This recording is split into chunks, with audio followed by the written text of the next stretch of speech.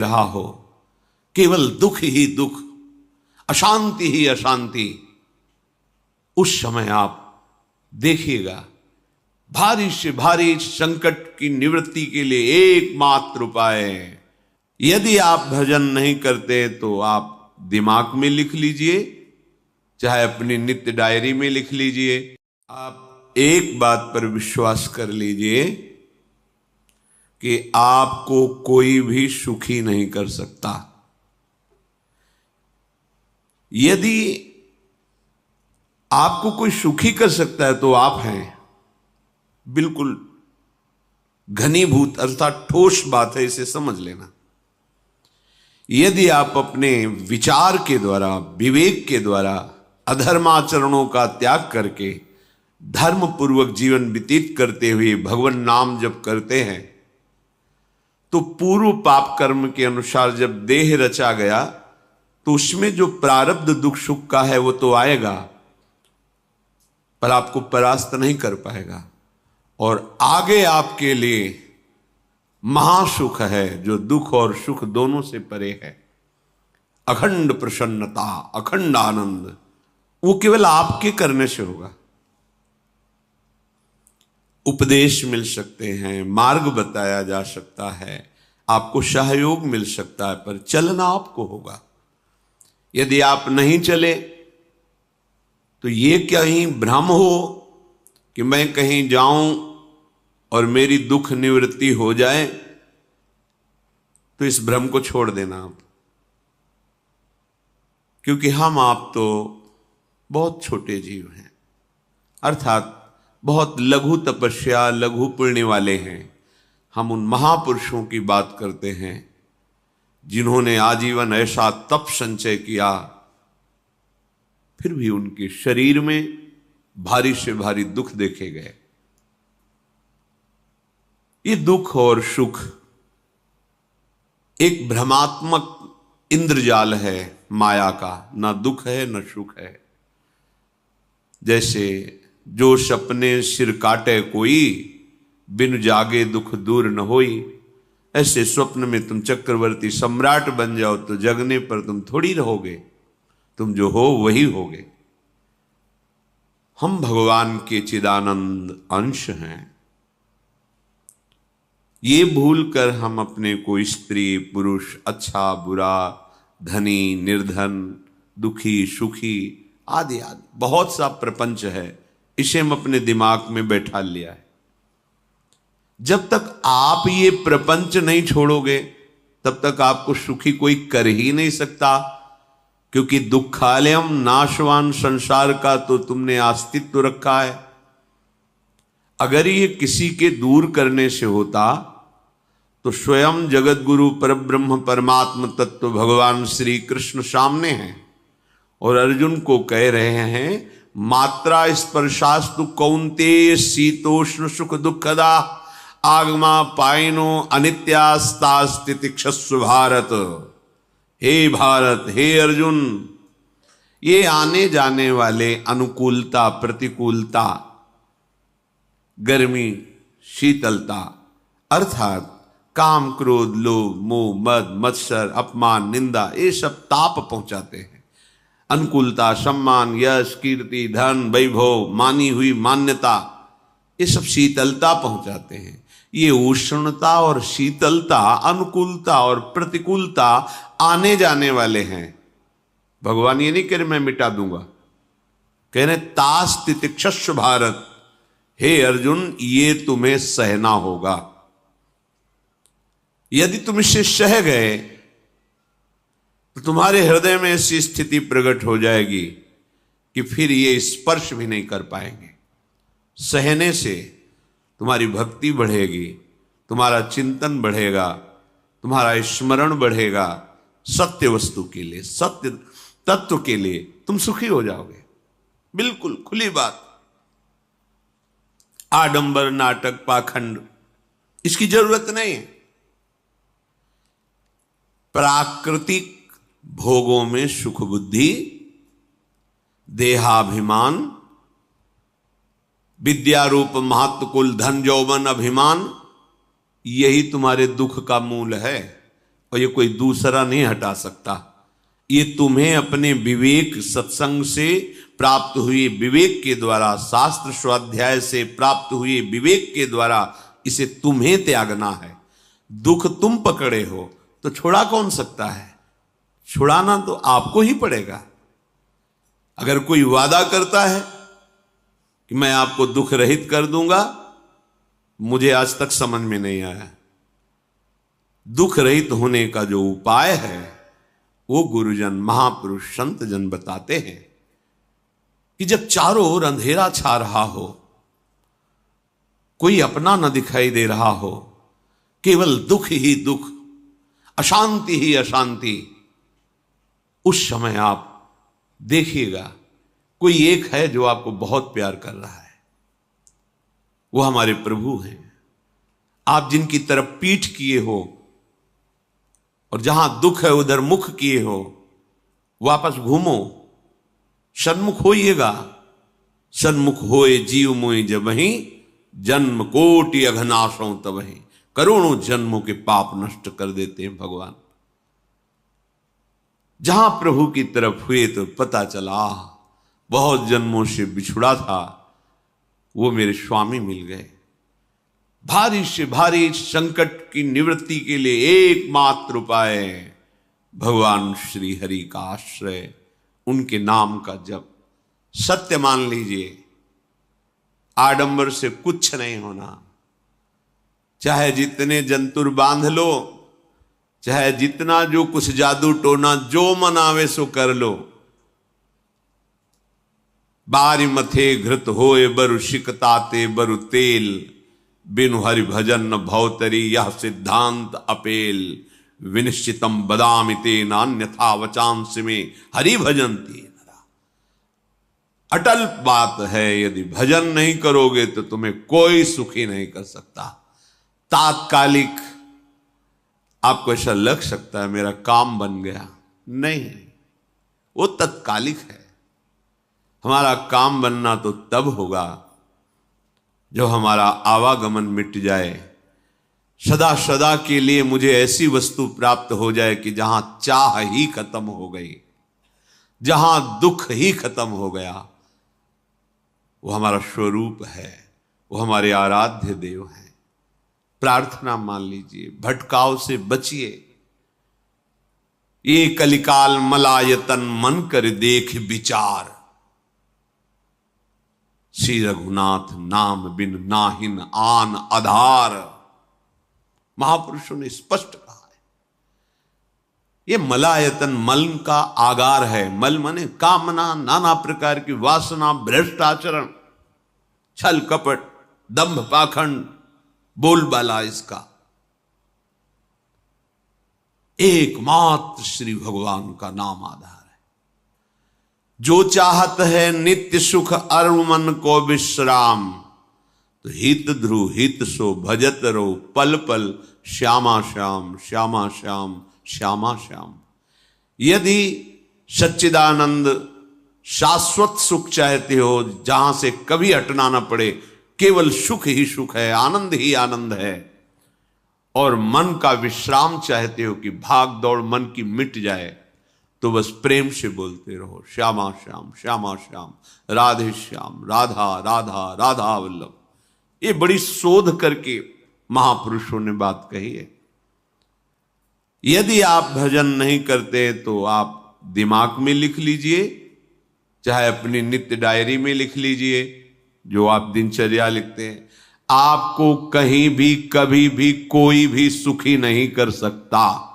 गांठ बांध लीजिए, भटकने की जरूरत नहीं है।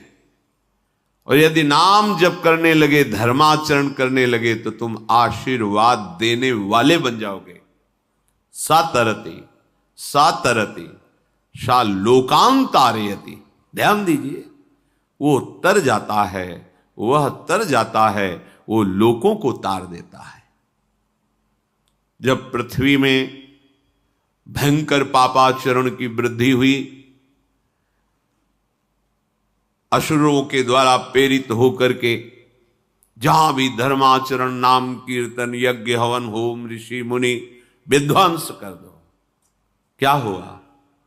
कोई दूसरा दिखाई दिया क्या? नहीं, किसी की सामर्थ्य नहीं थी। सब मिलकर के ब्रह्मा जी के पास गए, जो ईश्वर कोटि के महापुरुष, सबने ब्रह्मा जी से प्रार्थना की। ब्रह्मा जी ने कहा, हम भी जिनके सेवक हैं वही प्रभु अब हमारे दुख का निवारण कर सकते हैं। सोचो, आप किसी और से दुख निवृत्त कराना चाहते हैं? जिसने सृष्टि बनाई है, भगवान ब्रह्मा जी भी कह रहे हैं मैं जिनके सेवक हूं, वही प्रभु हमारे और आप सबके दुखों का निवारण करते हैं। तो आपको समझ में नहीं आ रहा कि एकमात्र भगवान श्री हरि ही हमारे दुख का निवारण कर सकते हैं। हमें कहीं भागने दौड़ने की जरूरत नहीं है। साधु समागम इसलिए किया जाता है कि हृदय पवित्र हो जाए, पवित्र हृदय की पहचान बुद्धि में विवेक का प्रादुर्भाव हो जाए, और विवेक से मोह का नाश करके हम निरंतर प्रभु के प्रेम में डूबे, भजन में डूबे। सबने एक साथ मिलकर के विचार किया कि महासुख सिंधु प्रभु से विनय करनी तो कहां जाया जाए? वैकुंठ चले, किसी ने कहा क्षीर सागर चले। अपनी अपनी भावना व्यक्त कर रहे थे।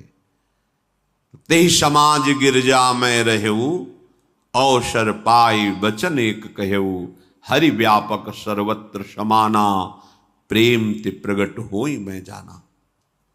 हे गिरिजा, परम वैष्णवाचार्य भगवान महादेव जी कहते हैं, उस देव समुदाय में हम भी थे। हमने कहा कि हमारे तो हृदय में बात ऐसी आती है कि कहीं भागने की जरूरत नहीं है। हरि व्यापक सर्वत्र समाना, जैसे वो वैकुंठ में विराजमान है, क्षीर समुद्र में विराजमान है, ऐसे कण कण में विराजमान है। बस तुम प्रेम से पुकारो, जहां पुकारोगे वहीं प्रभु प्रकट हो जाएंगे। नाम बाणी जहां श्याम श्यामा तहां, नाम बाणी निकट श्याम श्यामा प्रगट। सिद्ध सिद्धांत है, भटकने की जरूरत नहीं। जहां हो वहीं से प्रिया प्रीतम का नाम पुकारो, नाम कीर्तन करो, उनकी लीलाओं का गायन करो, सबको सुख देने की भावना करो। देखो तुम्हारी दृष्टि बदलती चली जाएगी, भगवत साक्षात्कार करने की योग्यता आने लगेगी। ऐसा ही हुआ। सबने मिलकर के श्री भगवान को विनय पूर्वक आर्त भाव से पुकारा। आकाशवाणी हुई, निर्भय हो जाओ, निश्चिंत हो जाओ, मैं स्वयं अपने अंशों के सहित अवतार लेकर इस भूमि का भार हरण करूंगा। तुम सब बड़े बड़े जो देवता हो, जाओ हमारी लीला में सुख लेने के लिए सब ऋक्ष वानर आदि का रूप धारण करो। ब्रह्मा जी, महादेव जी, बड़े बड़े ईश्वर कोटि के लोकपाल बहुत प्रसन्न हुए, क्योंकि भगवद वाणी सत्य है, त्रिकाल सत्य है। सबको विश्वास हो गया कि अब मारा तो जाएगा ये महासुर, जिसको लगता था कोई ना मंत्र के द्वारा मार सकता है, ना अस्त्र के द्वारा मार सकता है। स्वयं श्री भगवान पधार रहे। भगवान ने जो निरंतर भजन प्राण रहते हैं, कश्यप जी, अदिति जी, वो भगवान के वात्सल्य में भरे थे। प्रभु जब प्रकट हुए तो उनसे कहा, मुझे आप जैसा पुत्र चाहिए। प्रभु ने कहा कि मेरे जैसा तो मैं ही हूं, अद्वितीय हूं, दूसरा कोई है नहीं, मैं ही अवतरित होऊंगा। भजन में देखो कितनी सामर्थ्य है। जगत पिता को पुत्र रूप में प्राप्त कर रहे हैं। वही चक्रवर्ती सम्राट अवधपुरी के नरेश महाराज दशरथ जी के रूप में, जिनकी महामहिम अद्भुत सौभाग्य प्राप्त करने वाली तीन ये रानियां, श्री कौशल्या जी, श्री कैकेयी जी, श्री सुमित्रा जी। भगवान वशिष्ठ जी इनके गुरुदेव हैं। प्रायः बड़े बड़े महान जो राज्य पालक रहे उनके ऊपर, राजा के ऊपर महाराजा विराजमान रहे। ऊपर से स्वर्गलोक आदि लोकों से भी यह शिक्षा मिली है। देवराजेंद्र तो भगवान बृहस्पति, दैत्यराज बलि तो भगवान शुक्राचार्य, जनक जी तो सदानंद जी महाराज, दशरथ जी तो वशिष्ठ जी महाराज। ऐसा था क्योंकि जहां हमारा विवेक काम नहीं करता वहां ये ब्रह्मबोध संपन्न महापुरुष तत्काल हमको संभालते हैं। महाराज दशरथ जी के हृदय में प्रबल लालसा हुई कि अब अवस्था व्यतीत होती जा रही है, पर जो गृहस्थ धर्म का परम लाभ है वो तो हुआ ही नहीं।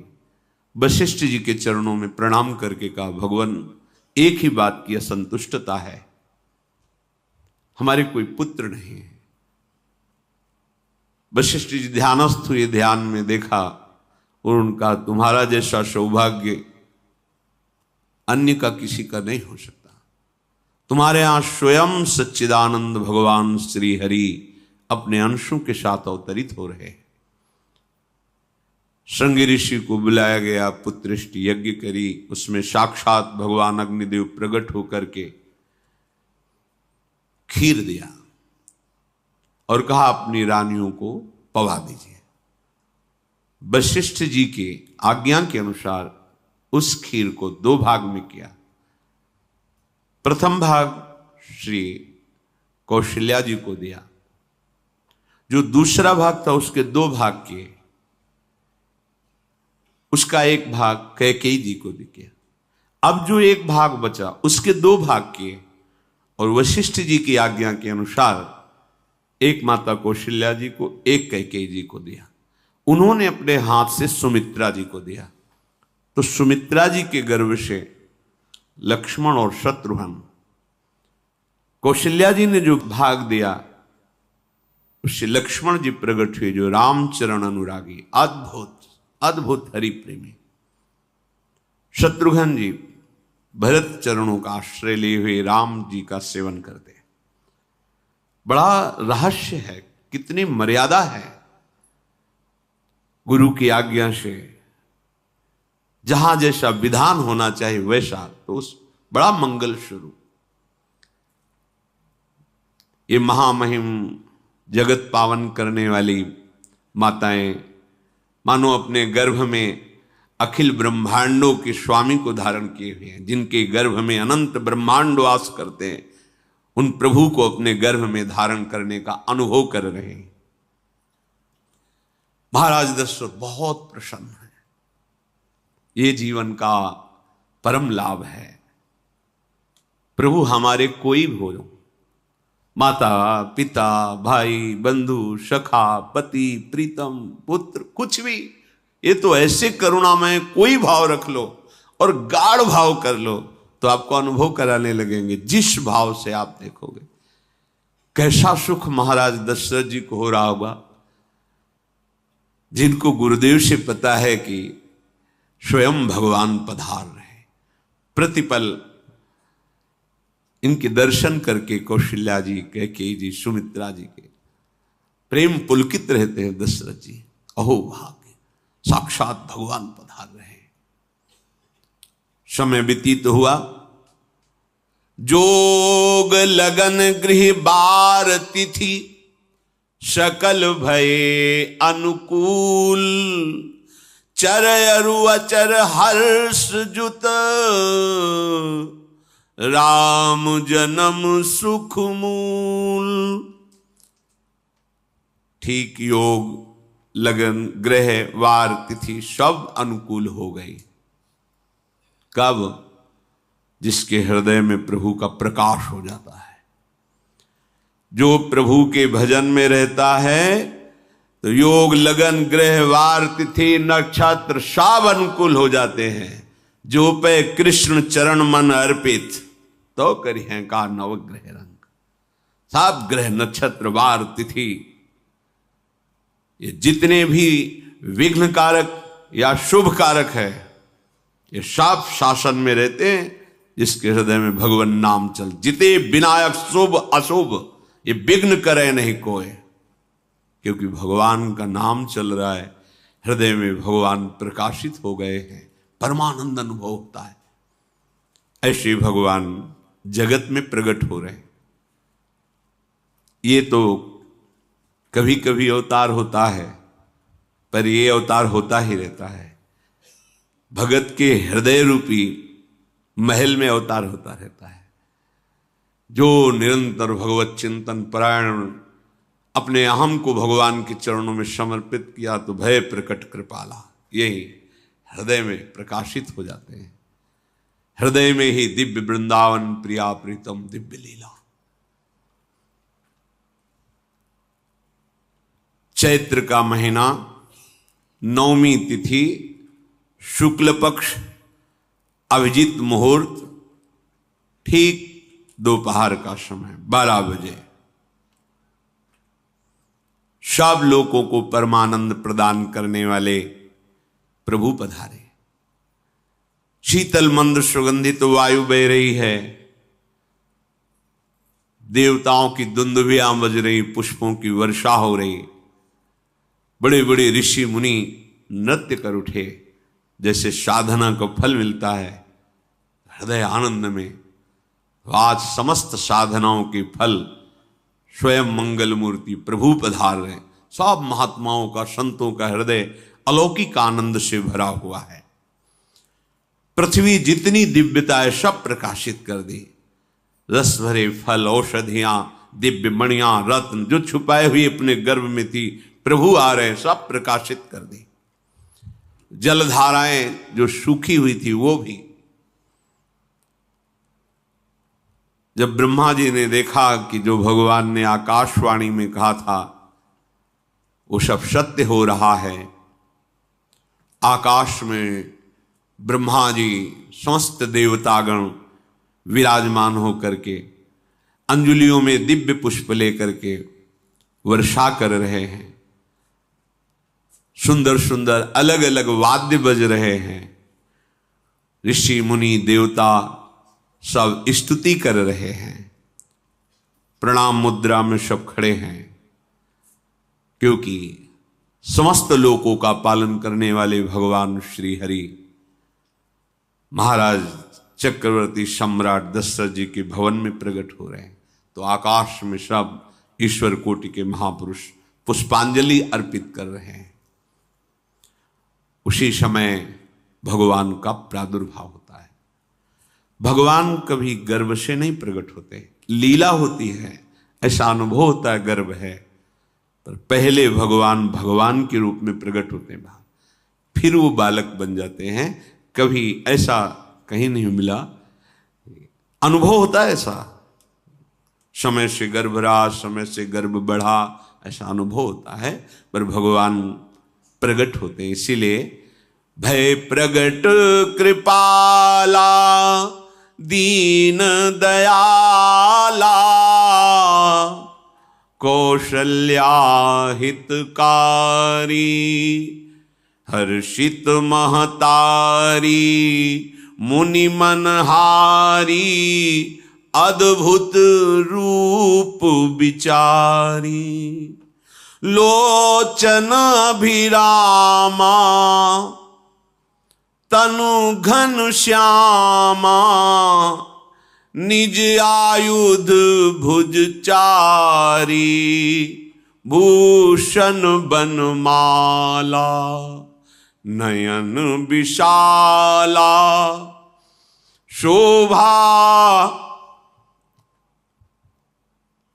सिंधु खरारी कह दुई कर जोरी अस्तुति तोरी केहि विधि करो अनंता माया गुण ज्ञाना तीत अमाना वेद पुराण भनंता करुणा सुख सागर सब गुण आगर जेहि गावहि श्रुति संता सो मम हित लागी।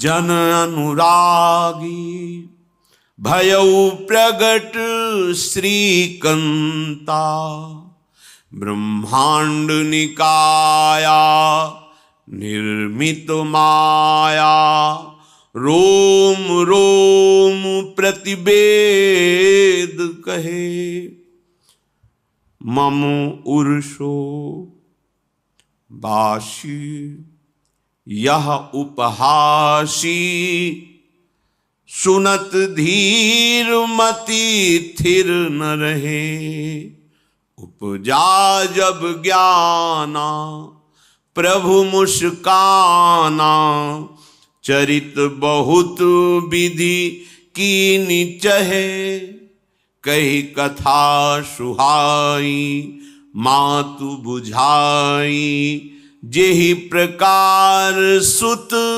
प्रेम लहे। दीनों पर दया करने वाले, बात समझिए। बहुत तपस्या है, बहुत गुण है, बहुत बड़े साधक हो, बहुत बात अभी नहीं बनी। दीनों पर दया करने वाले। अगर हमारा भजन साधन बन रहा है, हमें भगवत चर्चा कथन श्रवण का सौभाग्य, धाम नाम रूप लीला, ये मेरे प्रभु की हेतु की कृपा है। आप एक बार भी राधा नहीं बोल सकते, कृष्ण नहीं बोल सकते, एक मिनट भी आप नहीं आ सकते, ये केवल मेरी लाडली की कृपा है। हृदय में किंचन मात्र गर्व नहीं, अभिमान नहीं। वो हमारे भगवान को बहुत प्यारा होता है, प्रियालाल को बहुत लाडला होता है।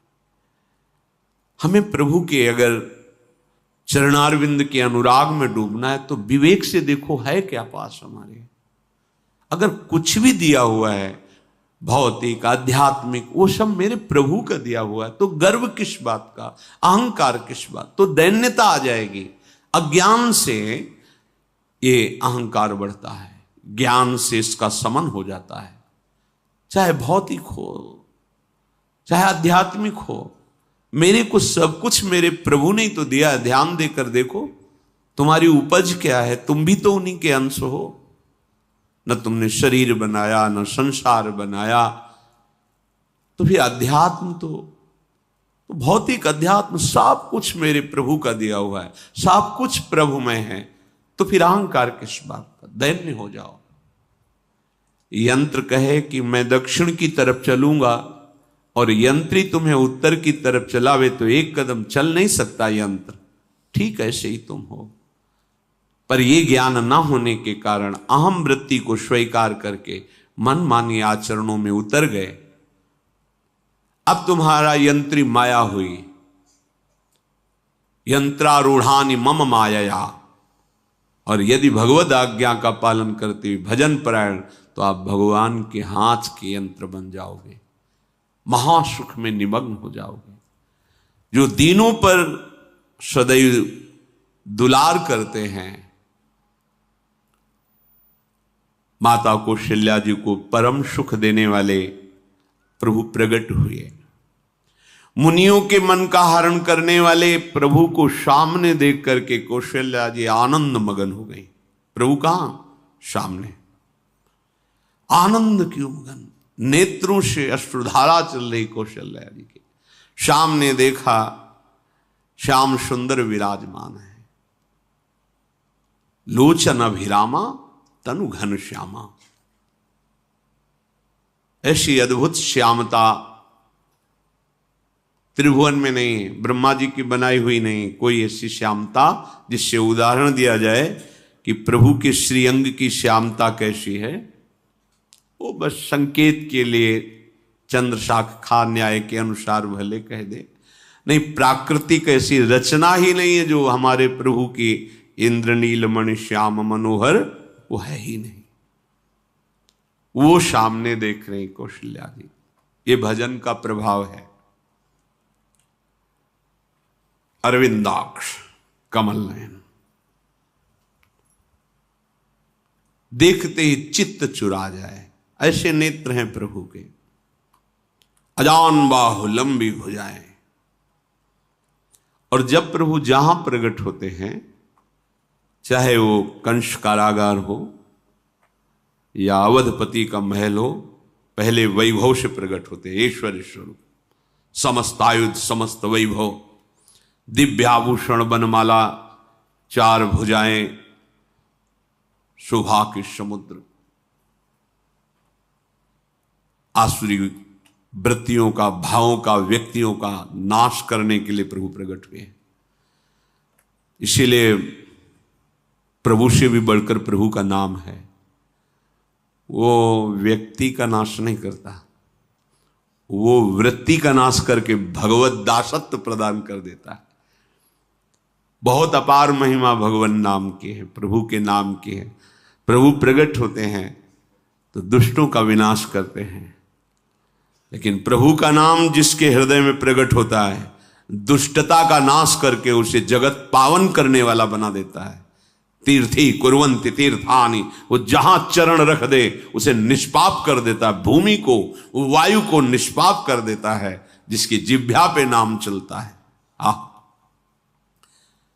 मैया ने देखा, कौशल्या जी ने, जगत के स्वामी सामने विराजमान, दोनों हाथ जुड़ गए।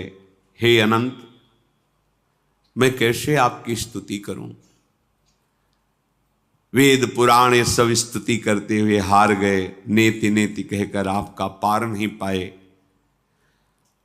माया से, गुणों से, ज्ञान से भी आप परे हैं, असीम हैं, अनंत हैं। श्रुतियां संतजन सदैव आपका यश गान करते रहते हैं। हे दया के समुद्र, हे शब्द, सुखों के धाम, गुणों के धाम, भक्तजन सदैव आपका गान करते रहते हैं। आज वही प्रभु मेरे सामने प्रकट हैं। हे श्रीपति, आप मुझे सुख प्रदान करने के लिए मेरे नेत्र गोचर हुए। अरे जिनके रोम रोम में अनेकों ब्रह्मांड वास करते हैं, एक रोमकूप में अनेकों ब्रह्मांड वास, वो प्रभु मेरे पुत्र कहलाए, ये तो हंसी की ही बात है। मेरी बुद्धि विचलित हो रही। प्रभु कहां आप असीम महिमा अनंत विराट, आप मेरे पुत्र। जब ऐसा वर्णन कर रहे तो प्रभु मुस्कुराए।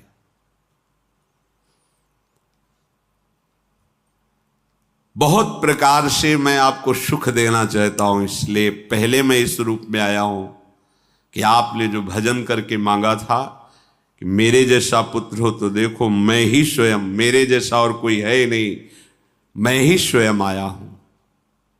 तुम्हें याद है? याद, स्मृति आई। हां प्रभु। फिर प्रभु अब इस रूप में नहीं।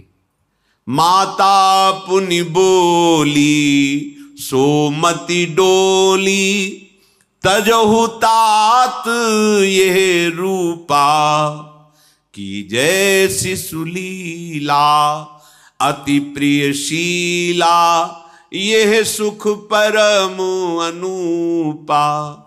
हाँ हाँ प्रभु, याद आ गया। ओहो, अहो भाग्य, अहो भाग्य। तो फिर प्रभु ये रूप छोड़ो और जो सुख देने के लिए आप पधारे हो वो रूप धारण करो।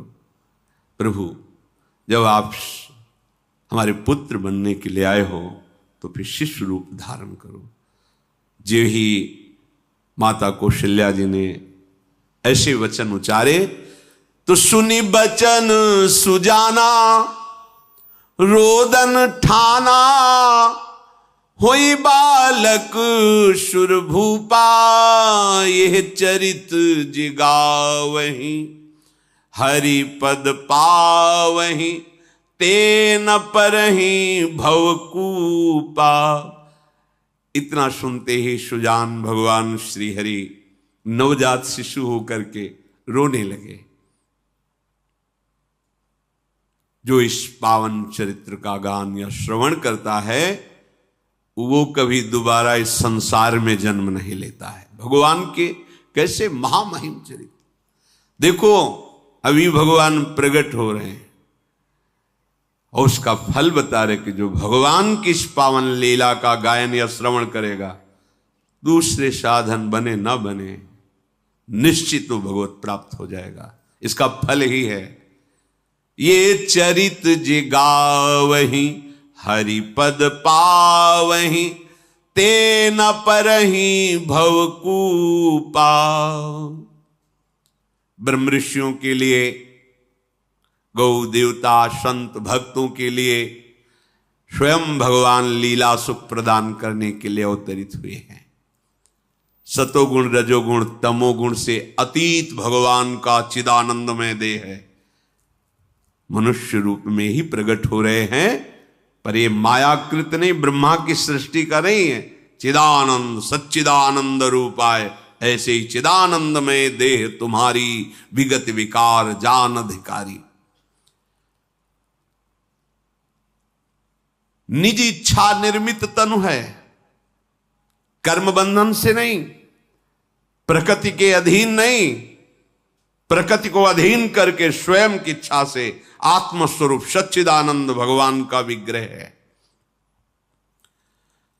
अब शिशु का रोदन सुन करके जैसे समुद्र में ज्वार भाटा जाता है, ऐसे महाराज दशरथ जी के भवन में सुख सिंधु की बाढ़ आ गई। महारानी कौशल्या जी ने शिशु का जन्म किया।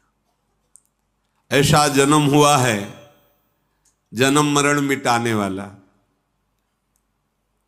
आप सोचते होंगे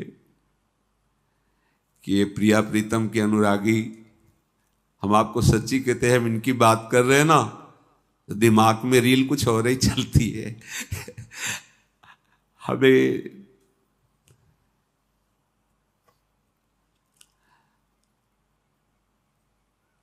आनंद की उमगन मेरे प्रभु है।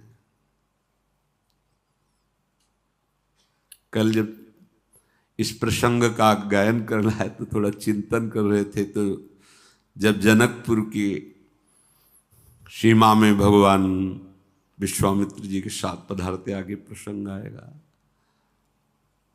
और जानकी जी जब पुष्प वाटिका में प्रभु की जब दृष्टि पड़ती है और दोनों दृष्टि मिलती है, तो उस समय दिखाई दे रहा था इतना भी अंतर नहीं था, इतना भी अंतर नहीं था। तो वे बता रहे प्रिया प्रीतम, इतना भी अंतर है। उनके जब नेत्रों में केवल देख रहे थे तो वही नेत्र थे, रूप और स्थान अलग था, लेकिन नेत्रों में वही था जो देखते, जो यहां देखते वही वहां दिखाई दे रहा था।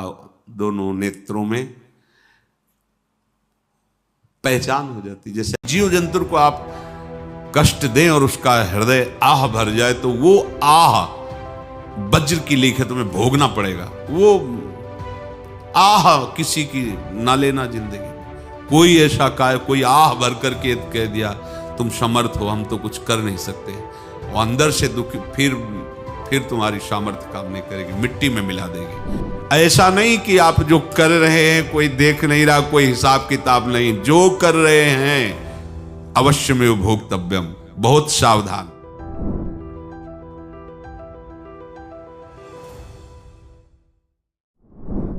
जीव स्वयं नित्य निरंतर कर्मों के जाल को रच रहा है और अपने आप को बांध रहा है। आपको मुक्त होना है, बंधना नहीं है। जीव का जन्म कर्मों के अनुबंध से होता है, कर्मों के बंधन से होता है, और उसको अपना ऋण चुकाना होता है। कर्मानुबंध ये बहुत सूक्ष्म विषय है। जैसे आप जिस परिवार में जन्म लिए हैं तो उस परिवार के लोगों से आपका ऋण है, इसलिए उसी परिवार में आप आए हैं। और ऋणानुबंध, उसको बिना चुकाए या बिना वसूल किए आप वहां से जाएंगे नहीं। आपको लेना है तो वसूल करना है और देना है तो चुकाना है। ये पूर्व के जन्मों से निश्चित किया गया है।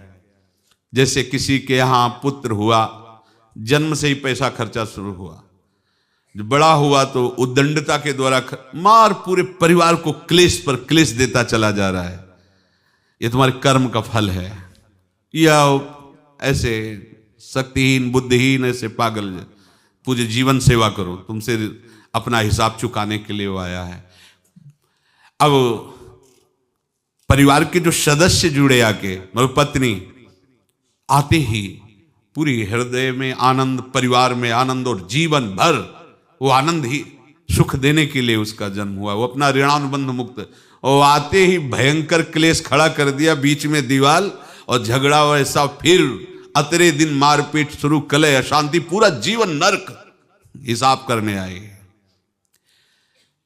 यहां ऋण चुकाए बिना कोई जा नहीं सकता, ऋण चुकाना पड़ेगा। किसी का ऋण वसूल करना है तो किसी को ऋण चुकाना है, दोनों काम करने होते हैं।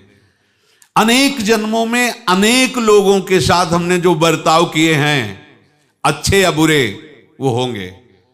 अब किसी आदमी को हम जानते नहीं, अचानक मिला, अचानक टक्कर लगा और मार पीट गाली गुप्ता सब कर दिया, चुपचाप सह लो। क्यों? ये आपका हिसाब है, पूर्व का हिसाब। हमारा उससे कोई द्वेष नहीं, कोई संकल्प नहीं, अचानक घटना घटी और हमसे द्वेष करने लगा, हमें पीटने लगा, हमें गालियां दे, ये हिसाब है, चुपचाप सह जाओ। अपने घर का भाई ही भारी दुश्मन बन गया और क्लेश दे, हिसाब है।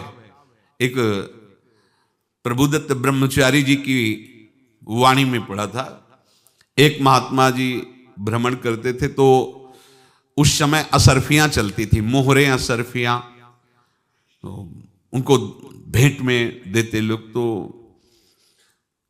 या तो ठाकुर सेवा में लगे तत्काल, या संत सेवा में तत्काल लगे, उसका संग्रह करके डोलना ये ठीक नहीं है बैरागी के लिए, सिद्धांत में ये ठीक नहीं है।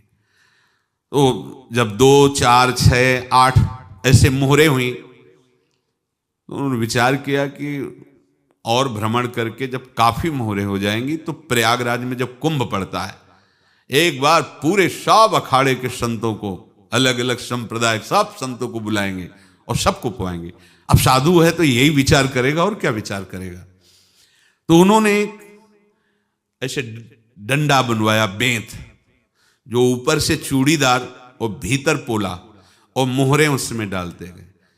और भ्रमण, जहां जहां श्रद्धालु भगत थे सबके यहां जाना और इच्छा रखना कि एक मोहर तो दे दे दक्षिणा में। कामना कोई भी हो वो बांधती ही है, ध्यान रखना। इसीलिए प्रभु जो चाहे वो करे, अपनी चाह नहीं रखनी चाहिए, अपनी चाह प्रभु की चाह में मिला देनी चाहिए।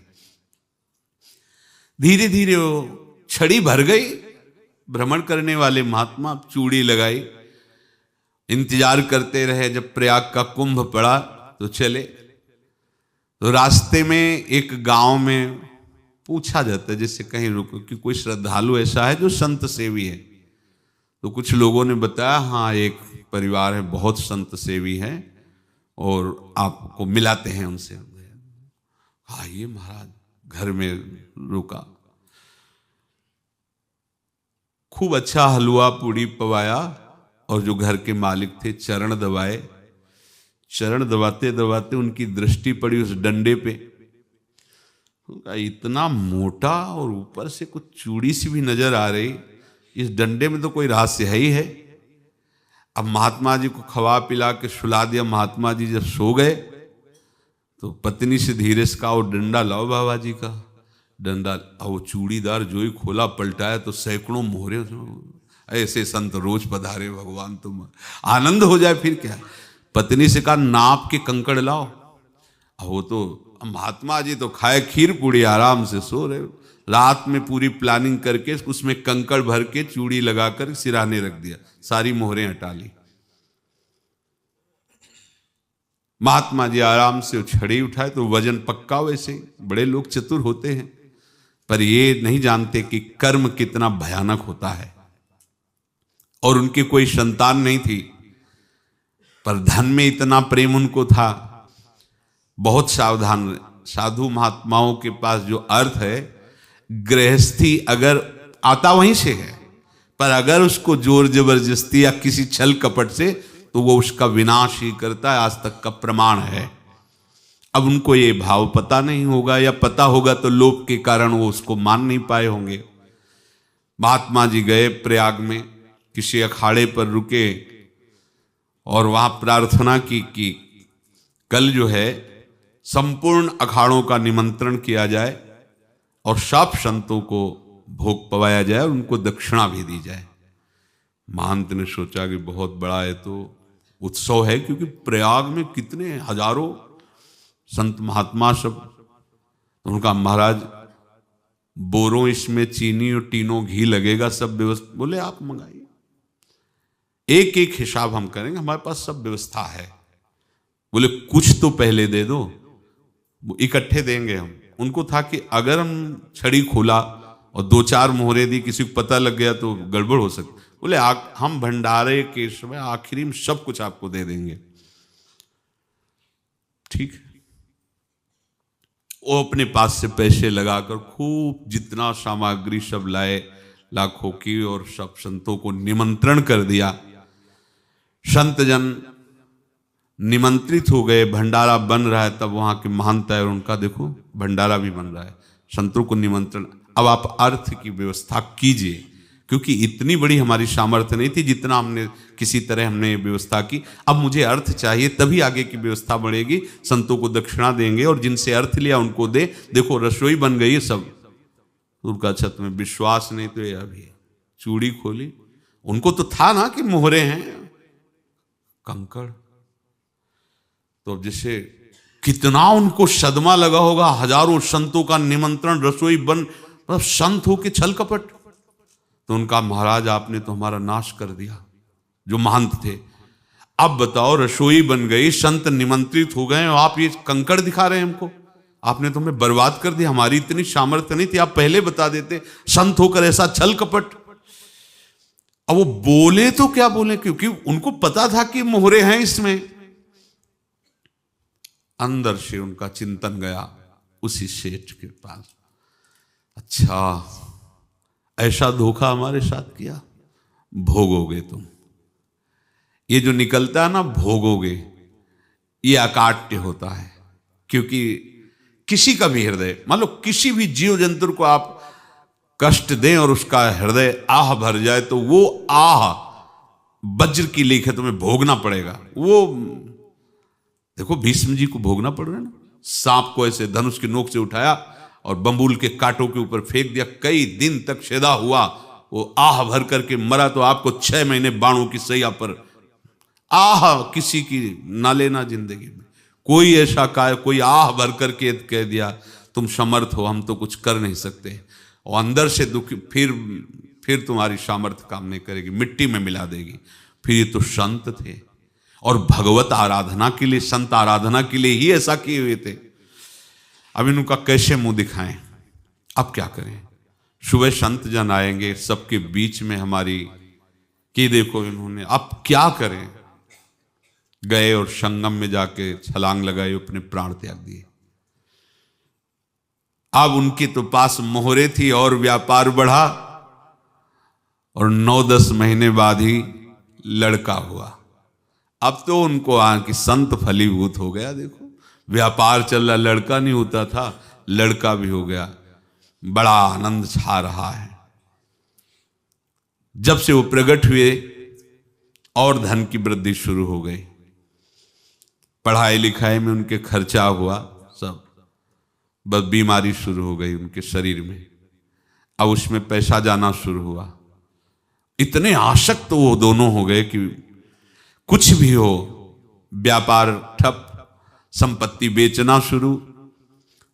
तो उन्होंने कहा कि बेटा मैं क्या कर सकता हूं तुम्हारे लिए। बोले हमारी अंतिम इच्छा है प्रयाग चलो, और जितने प्रयाग में संत महात्मा सबको एक बार भंडारा करवाओ। हमारी इच्छा अंतिम है, क्योंकि अंतिम यही इच्छा थी। तो बोले अब ज्यादा संपत्ति तो नहीं रह गई। तो बोले घर बेच दो, मेरे लिए ही तो है, बेच दो। मुझे लगता मैं बचूंगा नहीं, पर मेरी अंतिम इच्छा पूर्ण कर दो। घर बेच दिया, जेवर बेच दी। वहां गए, जब संत सेवा की तो बोले मुझे संगम तक ले चलो। संगम तक ले गए और बोले समझे तुम चुराए थे और हमने उसको छीना है, कुछ नहीं रह गया तेरे पास कुछ, अब केवल ममता और आसक्ति में जल कर मर और नरक प्राप्त कर। मैं वही महात्मा हूं जिसकी तूने मोहरे ली थी, शरीर छोड़ दिया। महात्मा को जन्म लेना पड़ा और इनको दुर्गति भोगनी पड़ी। ऋणानुबंध होश में, ऐसा नहीं कि आप जो कर रहे हैं कोई देख नहीं रहा, कोई हिसाब किताब नहीं, जो कर रहे हैं अवश्य में भोक्तव्यम, बहुत सावधान। अनेक जन्मों में अनेक लोगों से जो कुछ लिया दिया है, इस लेने देने को मिटा देने के बाद ही तुम मुक्त हो गए। इसीलिए एक उपाय है, लेना न देना मगन रहना। क्या? मालिक को समर्पित हो जाओ, मालिक को अपना माना हुआ समर्पित कर दो, खत्म। अहम त्वाम स्वरूपापेभ्यो मोक्षयिष्यामि, सब खत्म, आगे पीछे लेना देना सब खत्म। एकादश स्कंद में भगवान श्री कृष्णचंद्र जी ने कहा, जो मेरे चरणों का आश्रय लेकर भक्त मेरा भक्ति करता है, उसके पितृ ऋण, मातृ ऋण, देव ऋण, ऋषि ऋण, सब ऋणों से मैं मुक्त कर देता हूं। बस यही एक उपाय है जो इसके बंद करने का उपाय भक्तों के लिए है, वो यही है, भगवान की शरण में होकर अपना माना हुआ पूरा भगवान के अर्पित कर दो। अर्पित करने का तात्पर्य उसमें अहम हटा दो। त्वदीयं वस्तु गोविंदम तुभ्यमेव समर्पये। जिनसे तुमने सेवा करवाई है उनकी सेवा करनी पड़ेगी, जिनसे तुमने जो कुछ लिया है उनको देना पड़ेगा। ये लेने देने का व्यापार जब तक समाप्त नहीं होगा तब तक तुम्हारा जन्म मरण चलता रहेगा। अब आपको यहां समझना है, यदि आपसे किसी ने पैसे लिए बेईमानी करके नहीं दे रहा है तो आप उसको गाली मत दीजिए, आपने बेईमानी की थी इसलिए आपकी बेईमानी हुई है, ले गया, कोई बात नहीं है, बंधन से मुक्त हुए, जो बोझा था चला गया। उसको ऐसा ना देखे कि ये बेईमान हमारे रुपए मार लिए, अब जो कुछ होगा देखेंगे। अगर आप आगे नया कुछ करते हैं तो फिर आगे का हिसाब आपको भोगना पड़ेगा, ध्यान रखना। ऐसा नहीं है कि आपको भोगना नहीं पड़ेगा। एक ही उपाय है कि अब जो शरीर धारण किए इसी में जो भोग ले, आगे ना होना चाहिए। तो क्या करे? सर्वतो भावेन भगवान की शरण ले ले। ये तो सर्वाणि कर्माणि मयि सन्न्यस्य मत्पराहा अनन्येनैव योगेन माम ध्यायन्तु उपासते तेषाम् अहं समुद्धर्ता मृत्यु संसार से। ये बड़ा कठिन है पार होना, कोई छोटी मोटी बात है। एक महात्मा बाल्यावस्था से भजन करते थे, शालिग्राम भगवान पास रखते थे और उन्हीं की आराधना करके बस पाठ नाम जप और भ्रमण करते थे। यौवन अवस्था थी, गंगा जी के किनारे अपने ठाकुर को विराजमान करके स्नान करने के लिए कपड़ा ही उतार रहे थे कि 90 लोग आ गए, भाला तलवार सब ले, मारो मारो इसको मारो, घेर लिया। तो उन्होंने हाथ जोड़कर कहा, हमने क्या अपराध किया? कोई सुन ही नहीं रहा। तो उन्होंने कहा, मार तो डालोगे ही आप, 90 लोग, हम कोई अस्त्र शस्त्र तो लिए नहीं, एक बार हमें गंगा में डुबकी लगा देने दो और अपने ठाकुर को स्नान करा देने दो, फिर इसके बाद आप मार देना। भगवत इच्छा से वो लोग रुक गए, स्नान किया और अंदर से प्रार्थना की, प्रभु ये क्या लीला है आपकी, आपके सिवा मेरा कोई है नहीं और ये मुझे मारना चाहते हैं। तो भगवान ने, जानते हो क्या कहा उनके अंतर में? तुम मेरे में ध्यानस्थ हो करके शरीर को छोड़ो, ये लोग मारेंगे। ये मेरे भजन का फल है कि तुम्हें 90 जन्म नहीं लेना पड़ेगा, एक ही जन्म में 90 मिलके। तुमने 90 हिंसा की थी पूर्व में, तो तुम्हें 90 बार जन्म लेना होता और एक एक करके मारते। ये मेरे भजन का प्रताप है कि एक बार में ही 90 का हिसाब हो जाएगा। तुम आंख मूंदो, मेरे ध्यान में मगन रहो, मेरे प्रताप से तुम्हें कोई चोट नहीं होगी और स्वाभाविक मूर्छा अवस्था में प्राण तुम्हारे छूट जाए। ऐसा ही हुआ, ऐसा हुआ। तो ये बात समझ लो कि ये जो कर्मानुबंध है, ऋणानुबंध है। आप देखो, अगर शाप महात्माओं ने दिया कि तुम्हारे वंश का इससे विनाश होगा, तो भगवान भी परम धाम जा रहे तो उसी कील से, बाण की नोक में जो मछली लील गई थी, छोटा कण, उसी से की नोक बनाई और उसी नोक को प्रहार किया। भगवान के श्री चरण में वही बाण की नोक लगी और भगवान ने स्वीकार किया ना। भगवान का बड़ा लीला विचित्र है। अगर छुप करके उधर रामावतार में बात, तो इधर ऐसे स्वीकार किया है भगवान ने। ऐसा कहीं नहीं दिखाया कि मैं भगवान हूं तो मैं अपने लिए, ऐसा नहीं दिखाया। नारद जी का हित किया पर नारद जी ने श्राप दिया तो भगवान ने स्वीकार किया।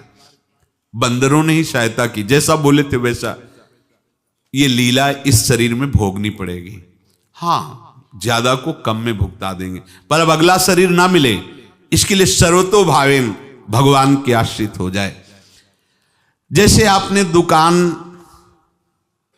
फैला रखी है तो उसमें दो काम होते हैं, लेना और देना। किसी को उधार दिया है तो हमें उसे लेना है, और कोई नगद देकर सामान ले रहा है तो उसे सामान देना है, या उधार लिया है तो हमें उधार देना है। अब अगर दुकान बंद करनी है तो तुम्हें देने वालों पर जोर देना है, लेने वालों पर जोर नहीं।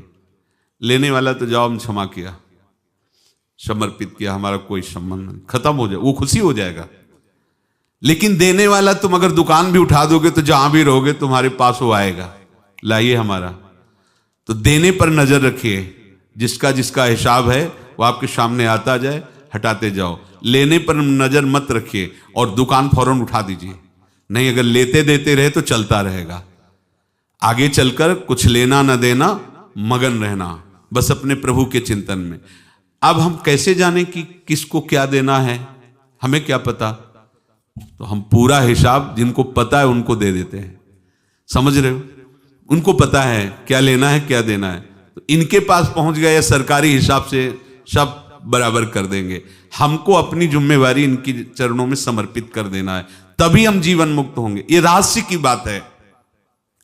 प्रभु कह रहे हैं, यस्य सर्वे समारंभाः काम संकल्प वर्जिताः ज्ञानाग्नि दग्ध कर्माणं तमाहु पंडितम बुधाः।